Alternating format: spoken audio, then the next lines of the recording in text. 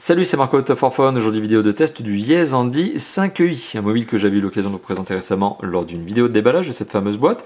D'ailleurs, vidéo que je vous engage à regarder tout simplement parce qu'il y a des accessoires qui sont fournis avec le téléphone, qui sont des caches batteries supplémentaires. Donc n'hésitez pas à regarder la vidéo de déballage du Yes-Handy 5i. Aujourd'hui, on est sur la vidéo de test, et c'est une vidéo de test qui, comme d'habitude chez Top for Phone, va se découper en deux grandes parties. Une première partie va porter sur le matériel, à savoir donc l'esthétique, l'image, le son, la connectivité, les performances, et puis une deuxième partie va porter sur le système d'exploitation, la surcouche qu'il y a sur ce dernier, et puis l'usage que l'on peut avoir de ce téléphone.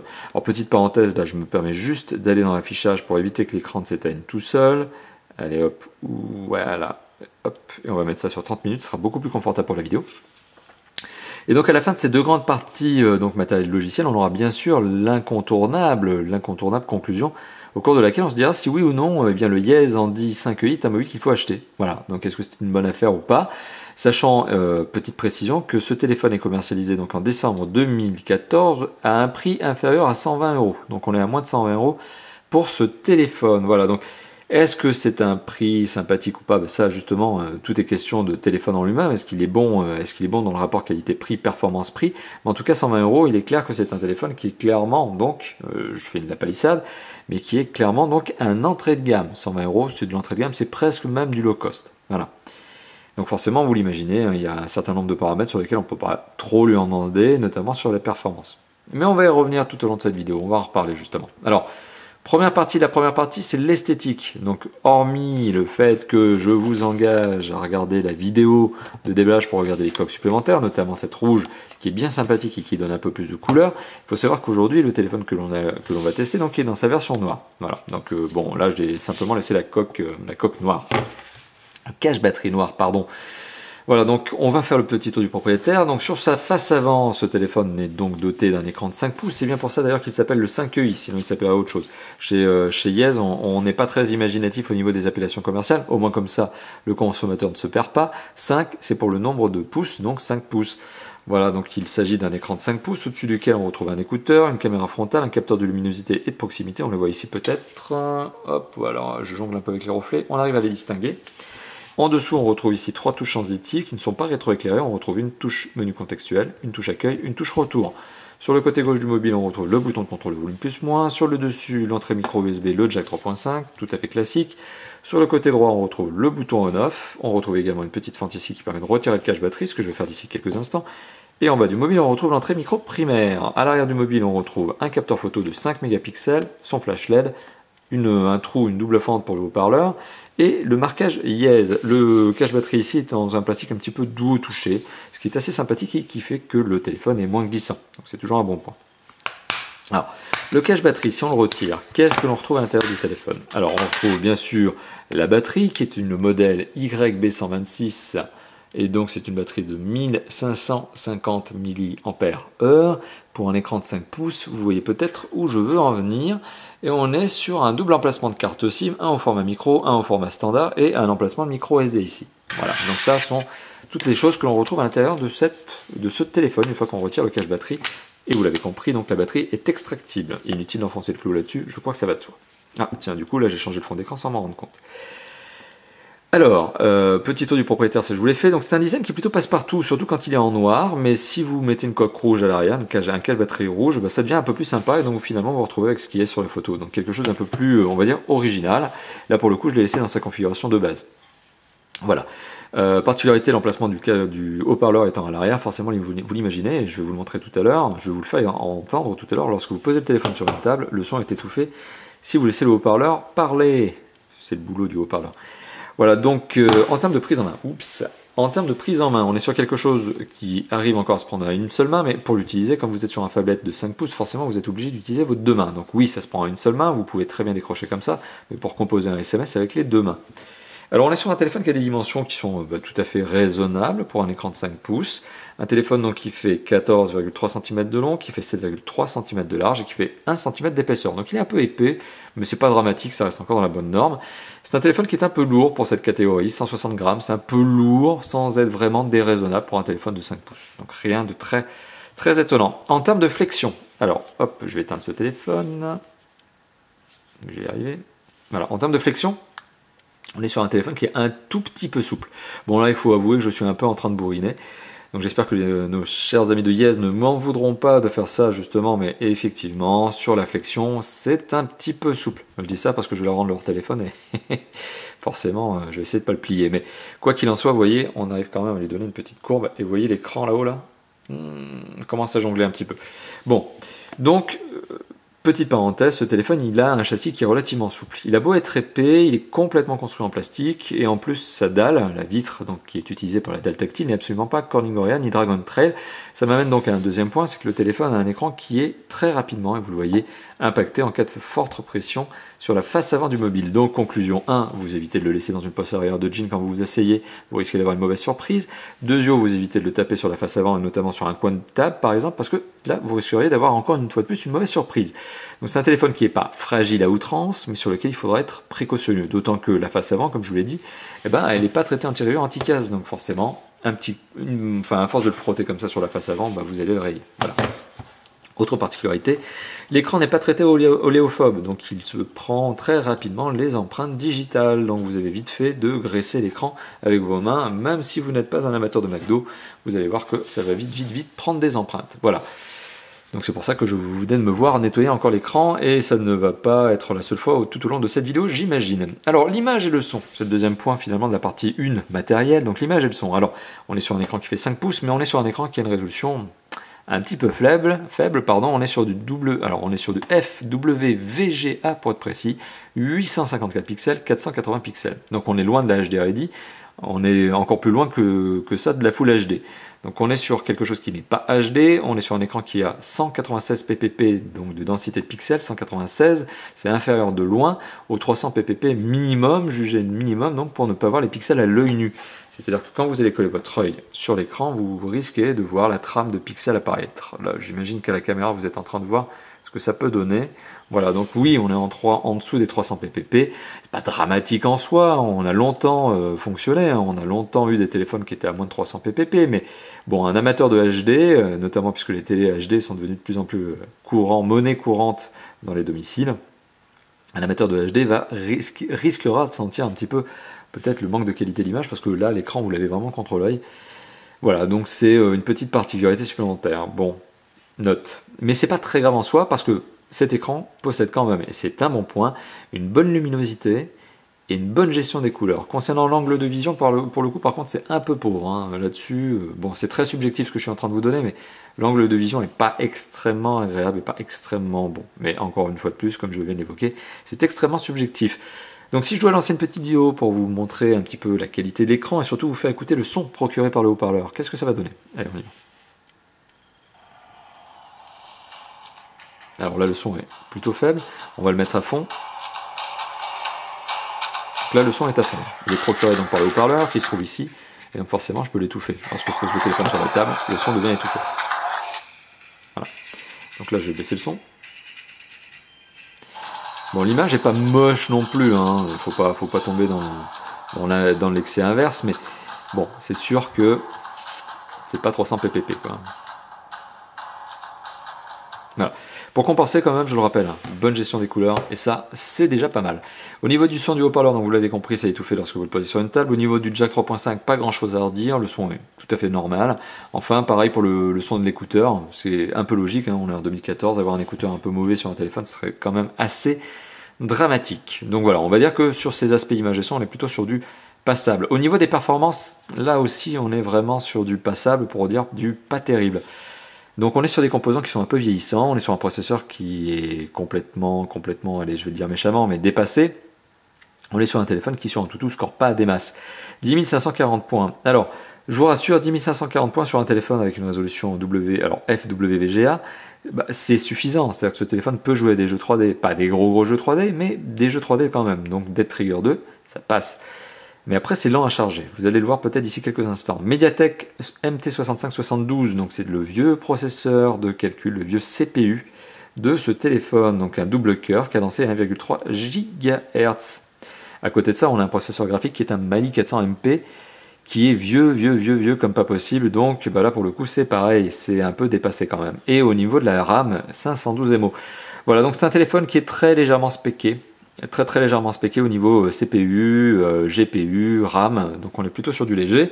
Et au niveau de la mémoire de stockage, ben, les 4 Go de mémoire de stockage de base ben, se transforment en à peu près 2,2 Go de disponible lors du premier démarrage. 2,3 on va dire. C'est pas génial non plus, mais heureusement vous avez un emplacement micro SD qui permet d'ajouter de la mémoire supplémentaire. Non, finalement, là où le bas blesse sur ce téléphone, c'est vraiment sur CPU, RAM et GPU. CPU, GPU, RAM, c'est vraiment les principaux points faibles, on va dire, de ce téléphone. Voilà. Donc en termes de performance, on n'est pas sur du génial, hein. 10 500 points sur AnTuTu, on va arrondir. 2800 points sur Quadrant, alors la Quadrant dézingue ce téléphone, c'est vraiment pas terrible. Et puis Epic Citadel, c'est très simple, Epic Citadel a refusé de démarrer sur ce téléphone, donc pour le coup, je ne pourrais pas vous dire le nombre d'images par seconde qui sont affichées par ce mobile. Malgré tout, lorsque vous lancez un jeu 3D tel que Dead Trigger 2, et mis à part le fait que ça va être extrêmement long au niveau du chargement, mais c'est long et lent, mis à part cet aspect-là, ce téléphone arrive quand même à jouer à Dead Trigger 2. Voilà. Mais d'une manière relativement fluide. C'est pas trop le problème. Mais par contre, vous allez le voir, c'est long, mais c'est long. Mais c'est super long. D'ailleurs, je vous encourage à accélérer dans la vidéo, parce que sinon vous allez attendre longtemps. Là, pour le coup, je ne vais pas faire de montage, je vais laisser de la vidéo en temps réel. Pas de coupe, je vous laisse regarder combien de temps, justement, dure cette phase de lancement. Et encore là, vous l'avez vu, hein, je suis en train d'arriver au panneau d'accueil. Alors là, on va lancer le jeu, pour de vrai.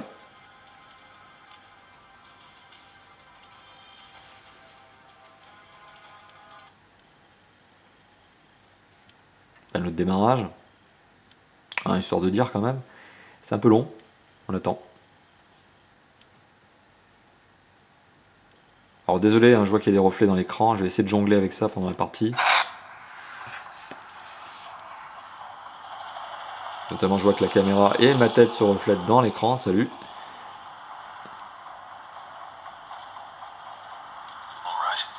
Oh yeah, alright. Bon, là on est dans le menu tutoriel de Dead Trigger 2, c'est pas le plus violent des jeux, et c'est pas la plus violente des séquences. Je parle en termes de demande de ressources au téléphone. Voilà, donc bon, ça se joue, hein. Oui, d'accord. Le tutoriel est passionnant, dites donc.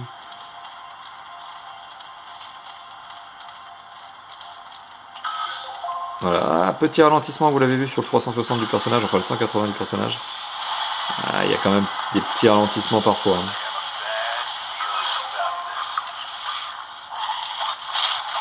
Ah, vous l'avez vu, petit ralentissement notamment au moment où le personnage principal allait frapper le zombie. Bon, ça se joue encore quand même, hein. On arrive quand même à jouer à du Dead Trigger, mais bon, voilà, les performances sont pas géniales. Alors, connectivité. Connectivité, c'est la dernière partie, justement la partie matérielle, le dernier point. Alors le téléphone n'est pas de 4G, hein, faut pas s'attendre à ça. Et d'ailleurs, pour petit rappel, sur la boîte, il me semble que le constructeur dit qu'il est 4G. Alors c'est pas vrai, hein, c'est un 4G mal traduit, hein, c'est du 4G à l'américaine. C'est un HSPA+, qui correspond à un 3G+, en France. C'est de la bonne 3G, hein, mais c'est pas du 4G. Bon voilà, donc c'est de la bonne 3G+. À côté de ça, forcément le téléphone est doté de tout ce qu'il faut, hein. Donc il est quadriband GSM, vous pouvez l'amener avec vous partout dans le monde pour émettre et recevoir vos appels ainsi que vos SMS. Vous avez aussi du Wi-Fi, vous avez aussi du Bluetooth, là je suis en train de vous montrer ça, vous avez également du GPS fonction AGPS, du Jack 3.5, je vous l'ai montré sur le dessus du mobile, un emplacement micro SD qui permet d'ajouter jusqu'à 64 Go de mémoire, pas plus, n'essayez pas une 128, mais d'un autre côté une 128 Go ça vaut 120 €, c'est à peu près le prix du téléphone, donc ça serait un petit peu disproportionné selon moi de mettre une carte de 128 Go dans un téléphone qui vaut 120 €, quoi. Pour moi ça serait un petit peu déraisonnable, après vous faites ce que vous voulez. Moi personnellement je trouve qu'une carte de 32 Go qui vaut une vingtaine d'euros dans ce téléphone c'est déjà pas mal. Voilà, donc pour la connectivité on est sur du plutôt satisfaisant, on a même de la radio FM mais qui nécessite que, comme d'habitude, vous branchiez l'écouteur ou le casque, un casque en guise d'antenne. Il faut brancher quelque chose sur le jack 3.5. Voilà. Je le rappelle, en termes de connectivité, on est plutôt sur du satisfaisant. Les accroches sont même plutôt bonnes. Il n'y a rien à remarquer, il n'y a rien de négatif à indiquer à ce niveau-là. Et au niveau du DAS, on est sur quelque chose de tout à fait acceptable. Premièrement, ce téléphone est commercialisé en France et en Europe. Donc il a le droit, il a passé la norme et donc il est largement inférieur aux 2 watts par kilo. Enfin, en tout cas, il est dans la norme. Et il est même inférieur aux 1 watt par kilo. Il est à 0,735 watts par kilo, donc c'est pas exceptionnel, notamment pour un mobile commercialisé en 2014, mais pour un entrée de gamme, c'est normal. Donc on est sur un bon niveau de DAS. pour ce téléphone. Donc la connectivité n'est pas le point faible de ce téléphone, vous l'avez bien compris. Au contraire, même s'il n'est pas que 4G, contrairement à ce qui est indiqué sur la boîte. Le téléphone, alors maintenant il est temps de passer au système d'exploitation et donc la partie logiciel. Ce téléphone est doté d'un système d'exploitation qui n'est...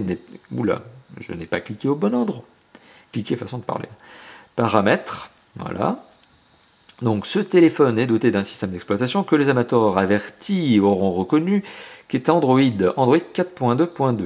Bon, c'est pas la dernière version, puisqu'il y a 4.4.4 maintenant, et il y a même la 5.0. Alors la 5.0, eh bien, elle n'est disponible que sur certains mobiles, notamment les Nexus et quelques haut de gamme ou ultra haut de gamme. Pour le reste, peu de mobiles encore, en décembre 2014, sont équipés de Android version 5.0 L Lollipop. Donc on est quand même sur du 4.2.2. Alors c'est pas la dernière version grand constructeur, hein. Tous les constructeurs maintenant sont plutôt dans les 4.4. C'est pas grave en soi, dans le sens où la 4.2 et la 4.4 n'ont pas énormément de différence, d'ailleurs à peine perceptible par l'utilisateur, et donc on est sur une 4.2.2 Jelly Bean, qui est un petit peu retravaillée par le constructeur, mais alors vraiment au minimum. À savoir donc qu'il y a du fond d'écran, il y a un petit peu de travail au niveau des icônes, il y a quelques applications qui sont notamment des jeux qui sont particulièrement inutiles et insatisfaisants, Danger Dash par exemple, il y a aussi Texas Hold'em, The Avengers, Uno and Friends, des applications qui ont la particularité, donc des jeux là pour le coup, qui ont la particularité de ne pas pouvoir être désinstallés. Et donc c'est là aussi un point faible de ce téléphone, c'est que non seulement déjà il n'a que 2,3 Go de mémoire disponible pour l'utilisateur lorsqu'il l'allume pour la première fois, mais en plus il y en a quelques centaines de démos qui sont pris pour rien par des jeux qui sont strictement inintéressants. Donc là, pour le coup, la marque, effectivement, a fait jouer son partenariat avec, je crois, c'est Gameloft, pour installer des jeux. Il doit y avoir un petit peu de revenus hein, pour Yez, justement pour installer de base des jeux, mais franchement, c'est inintéressant, quoi. L'utilisateur pourrait très bien les installer lui-même. Et ce que je n'apprécie pas du tout, c'est que vous ne puissiez pas, je ne peux pas les désinstaller. Donc ça, c'est encore plus moche. Et le Yez App Store, qui est une sorte de Play Store version Yez, absolument dénué d'intérêt. Real Football, qui est un jeu de football. Quick Office, à la rigueur, c'est installé par défaut. C'est pas que vous pouvez pas l'installer, c'est pas fait par le constructeur. Hein, c'est pas le constructeur hein, qui a créé Quick Office.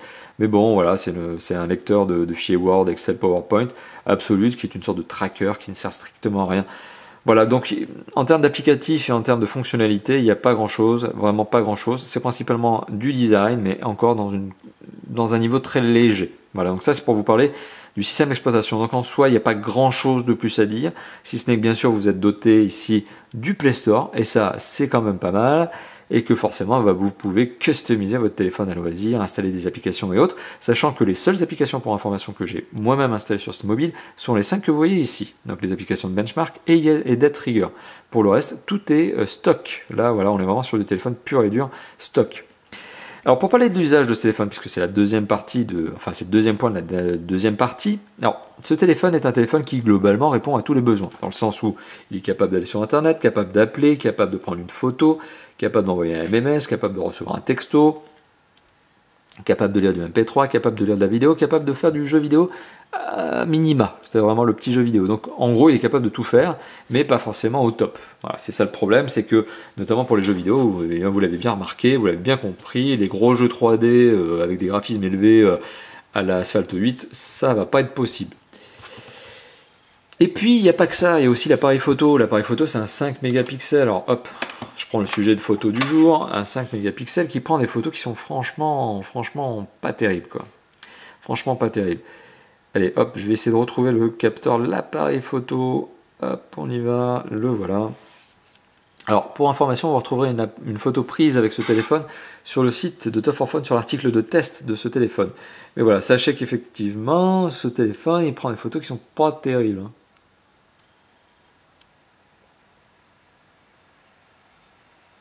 Ah, et en plus, petite particularité, je suis en train de me rendre compte d'ailleurs, oui, je teste tellement de téléphones et j'aurais dû reprendre ma fiche technique que ce téléphone, eh bien, il n'est pas doté d'autofocus.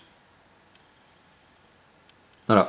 Donc, autre particularité, il n'y a pas d'autofocus sur ce capteur photo. Donc, il y a un capteur photo qui est d'autant plus passable. Voilà, donc il y a par contre une caméra frontale supplémentaire hein, pour la visio, notamment les selfies, mais elle aussi est vraiment pas terrible. Donc, grosso modo, au niveau photo, c'est vraiment pas ça. Mais je vous laisse vous faire votre propre idée en regardant l'article test de Top 4 Phone et notamment la photo qui a été publiée sur l'article. Au niveau de l'autonomie, là encore une fois de plus, c'est pas GG parce que bon, on est sur une batterie qui fait 1550 mAh sur un écran de 5 pouces. Alors l'écran il a beau être doté d'une petite résolution, et le téléphone a beau être doté de petites spécifications, on a quand même du mal à dépasser la journée en autonomie. Donc c'est vraiment ric-rac, c'est un téléphone qui a tendance à consommer de la batterie pour des choses basiques comme l'écran. Alors heureusement, encore une fois de plus, je l'évoque, heureusement que pour le coup, on n'est pas sur du HD, parce que si on était sur du HD avec une batterie de 1550 mAh, on n'irait pas très loin. Donc je trouve que c'est un peu dommage sur un téléphone qui comme ça aurait pu capitaliser, aurait dû jouer d'ailleurs selon moi sur l'autonomie. L'un des points forts de ce type de téléphone généralement où il y a des specs un petit peu entrée de gamme, un petit peu basse quand même, l'un des points forts de ce genre de téléphone c'est qu'en général ils ont des batteries qui sont quand même relativement sympathiques et qui leur permettent d'avoir des belles autonomies.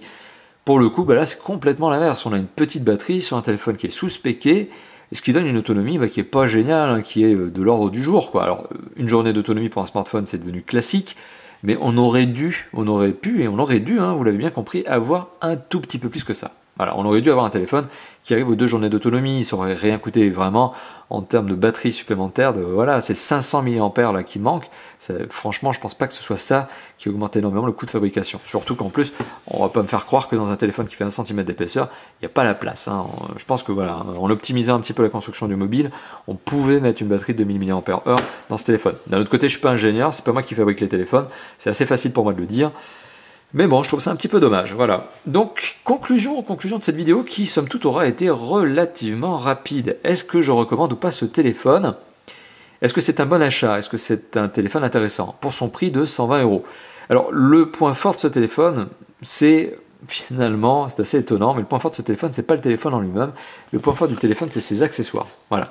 C'est les caches batteries qui sont fournis en plus avec le mobile, qui rajoutent un petit côté sympa à ce téléphone qui, s'il n'avait pas eu les caches batteries, aurait probablement été vendu à moins de 100 €.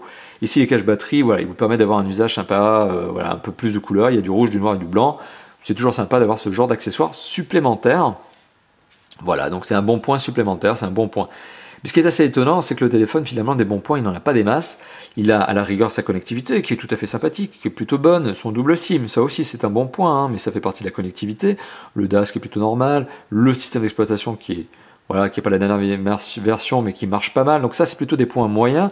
Là où il est léger, c'est clairement l'écran, 5,0 pouces, donc 5 pouces avec une résolution qui est un peu datée, et des performances qui sont clairement celles d'un entrée de gamme. Donc finalement, est-ce que je vous recommande ce téléphone? Eh bien, je vais vous le dire, non. Non, je ne peux pas vous recommander ce téléphone, ce qui est assez surprenant d'ailleurs, puisque d'habitude Yes propose des téléphones qui sont assez sympathiques. D'ailleurs, c'est ce qui m'amène à vous dire que ce téléphone a été commercialisé en même temps qu'une dizaine d'autres mobiles de Yes. Ils sont vraiment, quand Yes met à jour son catalogue, c'est à peu près tous les 6 mois, c'est d'un coup, et c'est d'un coup, il y en a 10 qui arrivent. Et c'est ce qui s'est passé ici avec ce Yes Handy 5EI, qui est arrivé en même temps qu'un lot d'autres téléphones de la marque, qui sont pour le coup plus intéressants. C'est ça qui est assez bizarre, c'est que si on veut un téléphone pas cher, il y a des téléphones chez Yes qui sont encore moins chers. Oui, ils ont des spécifications qui sont peut-être pas géniales non plus, mais qui sont un peu plus performantes, un peu meilleures, notamment parce qu'ils ont des écrans plus petits, avec des composants à peu près similaires. Enfin voilà, ils sont moins gourmands en termes de ressources. Donc d'un côté, soit on arrive sur du très entrée de gamme qui mérite son prix, notamment il y a des téléphones Yes qui valent moins de 80 €, et ça c'est tout à fait justifié, c'est vraiment du low cost. Soit on a du téléphone Yes sympa avec des écrans de 5 pouces, 5,5, 4G, octo-core, il y en a même des octo-core, il y en a même des 6 pouces. Donc voilà, on a vraiment cette autre partie des téléphones. Et puis on a un peu au milieu quelque chose qui est assez bizarre, un petit peu sous-spéqué, pas trop, avec des prix pas trop bas, c'est-à-dire que 120 €, voilà, ça commence à être quand même certes un prix d'entrée de gamme, mais c'est à la limite du low cost, avec quelques accessoires. Donc finalement, ce téléphone, au sein même du catalogue de Yes, j'ai du mal à lui trouver de l'intérêt. Alors dans le marché, il y a beaucoup de téléphones déjà, donc c'est franchement engorgé, il y a beaucoup de téléphones, beaucoup de références, donc ce téléphone va avoir du mal à s'extraire. Ça va être vraiment un achat d'opportunité, c'est-à-dire que vous allez arriver dans une boutique, il vous faut un téléphone, et vous ne savez pas quoi prendre. Bon, celui-là peut répondre à votre demande.